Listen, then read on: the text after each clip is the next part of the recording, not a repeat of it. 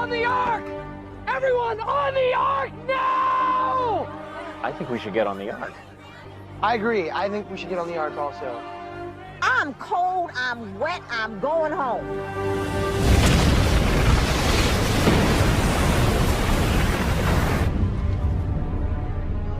Ladies first, move!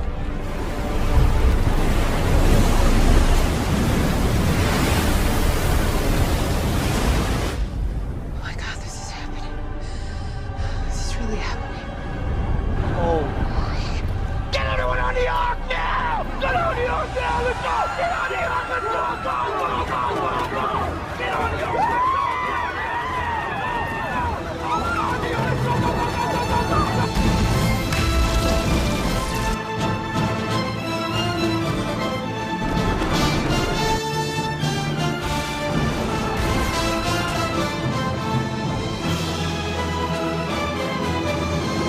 It's here. The MCU drought is over. Thank you, Kevin Feige. Welcome back, guys. Welcome to another episode of the weekly Marvel Mingle, where we discuss all things going on in the Marvel Cinematic Universe. It has been a while since we have been on this show. I apologize for that. But about a week back, we got a whirlwind of MCU news with the Disney Investor Day. It was a big day for Marvel, Star Wars, and many other properties. So I'm going to lightly break down what happened that week, since technically this is supposed to be a week of new stuff, and last week I was supposed to cover that. But this news is still so fresh that it's pretty much going to be the basis of what we're talking about this week. So right before Investor Day, we heard some new Spider-Man 3 rumors about Charlie Cox reportedly returning as Daredevil, which we heard a long time ago could happen. So Marvel Studios may listen to the fans after all. I would love to see Matt Murdock as Peter Parker's defense attorney, and let's see him suit up. And we also learned that we will be seeing Alfred Molina return reportedly as Doc Ock in Spider-Man 3. So that's really all the stuff we have had on that lately, along with some continuous resurging rumors about whether or not Kirsten Dunst, Emma Stone, Andrew Garfield, and Tobey Maguire will return. But we got so many announcements for different movies, series, etc. And we got a few trailers as well. So, brand new Wandavision trailer was released during Investor Day, and it showed more Darcy, it showed more Monica Rambeau, and it showed more of kind of this reality unraveling around Wanda. We even got snippets of Wanda during her time in Hydra, looking at the Mind Stone, as well as more Sword. After much emphasis on WandaVision, we're given news on Doctor Strange and the Multiverse of Madness, confirming Benedict Wong, Rachel McAdams, and Chiwetel Ejiofor returning. We are officially getting the announcement that Xochitl Gomez has been casted as America Chavez. If you remember, we covered that a few months back. And it hits theaters March 25th, 2022, and is confirmed by Feige to be directly connected to both WandaVision and Spider-Man 3. He said, not only will Doctor Strange and the Multiverse of Madness connect directly to the events of WandaVision, but it will also connect to the events of our new Spider-Man film, coming to theaters December 2021. Now, Spider-Man 3 was not officially announced with the title or anything, but that was the mention of it. Feige then went on to discuss Falcon and the Winter Soldier, emphasizing that it was truly a Marvel Cinematic Universe movie stretched out into 6 episodes. And he then showed us the teaser for Falcon and the Winter Soldier, giving us a lot of cool new looks. I'm excited. We got an awesome trailer for Loki. We get to see Owen Wilson's character for the first time. We even see some shots confirming we'll be returning to familiar places like Stark Tower from the first Avengers film. This really picks up right during that, and we may see Jonathan Majors, Kang the Conqueror, in the Loki series before Quantumania. And someone that we haven't seen in a while will make a cameo possibly in Loki. We heard that Jamie Alexander is returning as Sif in Thor Love and Thunder, but she may show up in Loki first. So I'm really excited about Loki. We've got the Time Variance Authority and all sorts of stuff going on in there. And even references to real life events such as the D.B. Cooper incident. Kevin Feige then expanded on Shang-Chi and the Legend of the Ten Rings. Turns out I've been pronouncing it wrong this whole time. With a confirmed cast of Tony Leung, Awkwafina, and Michelle Yeoh.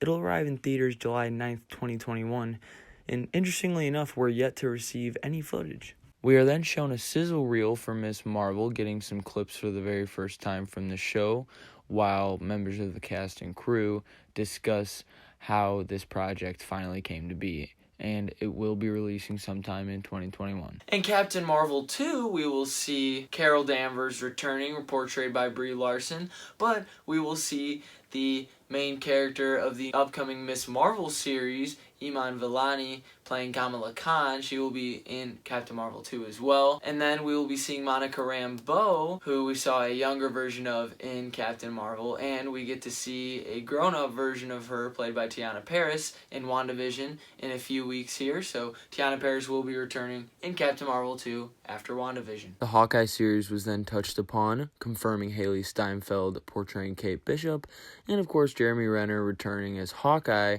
with a new cast of Vera Farmiga as Eleanor Bishop, Fra Fee as Kazi, and Alakwa Cox as Maya Lopez. Now the series was confirmed to be coming in late 2021, so I'm really excited. With a directing team of Reese Thomas and Bert and Birdie. She-Hulk will be a legal comedy about Jennifer Walters trying to find her place in the world while also being well over 6'7". Kat Coiro and Anu Valia will be directing these episodes, as well as Tatiana Maslany being confirmed to be playing Jennifer Walters / She-Hulk. And some big news here, we are hearing that Tim Roth will be coming onto the show as Abomination. We have not seen him since The Incredible Hulk, so this is huge, especially after the Russo bros brought back General Ross. And Bruce Banner himself, Mark Ruffalo, will be returning in this series, so I'm really excited. Feige described Moon Knight as being a show about a man with a dissociative identity disorder, and they will be prominent characters in this series. Mohamed Diab is directing, but interestingly enough, nobody was confirmed to be portraying Moon Knight himself, especially Oscar Isaac, whom we had heard reportedly in the past that he would be. One big thing, Samuel L. Jackson returns to the MCU as Nick Fury for a Secret Invasion Disney Plus series alongside Ben Mendelsohn as Talos. So this looks to be the next Avengers level MCU event, and it will be all on Disney Plus, which is very interesting. So we should see a ton of characters in that. I could see Miss Marvel, Captain Marvel 2, all kind of seeping into the Secret Invasion storyline. So this was the Fury-centered show that we had heard was in development a few months ago. And we will be seeing an Ironheart series with Dominique Thorne casted as Riri Williams. So let's see how that plays out. Probably plenty of tribute to Robert Downey Jr. and Tony Stark in that show. But I'm excited. Maybe we'll see Don Cheadle as War Machine, Justin Hammer, a few others. Because we already know that we will see Don Cheadle returning as War Machine in the new Armor Wars series coming to Disney+. And that is where we did hear rumors about Riri Williams showing up in that, as well as Justin Hammer. So expect a lot of overlap with characters and storylines between all of these new announced shows and movies. But Armor Wars will answer the big question, what happens when Tony Stark's tech falls into the wrong hands? Well, we've seen that happen plenty of times.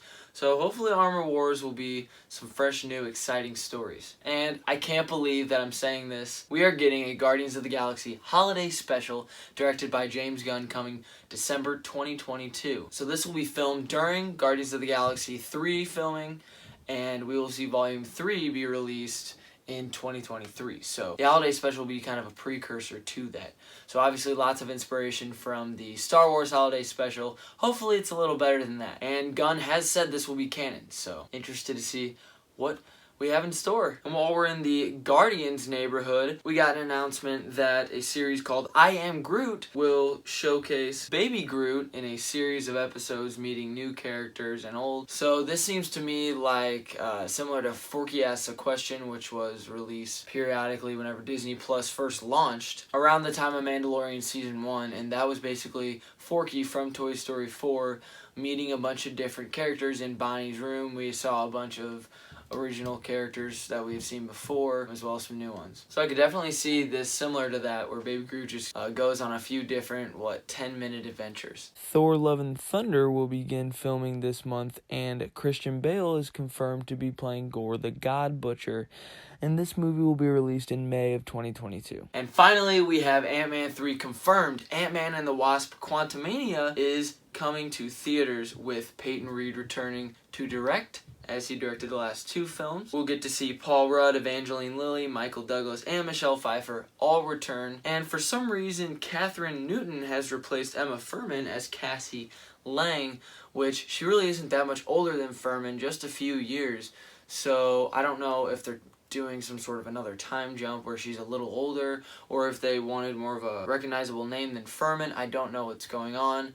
But I do feel bad for Emma Fuhrman. She did seem very devastated to not be returning, and it looked like it was news to her in the announcement that she posted. But welcome, Katherine Newton, and hopefully she plays Cassie well, and we'll probably see stature as well as some new Avengers stuff in this film, because Kang the Conqueror is coming in, played by Jonathan Majors, which we reported to you a few months back. Black Panther 2 was then discussed, releasing in summer of 2022.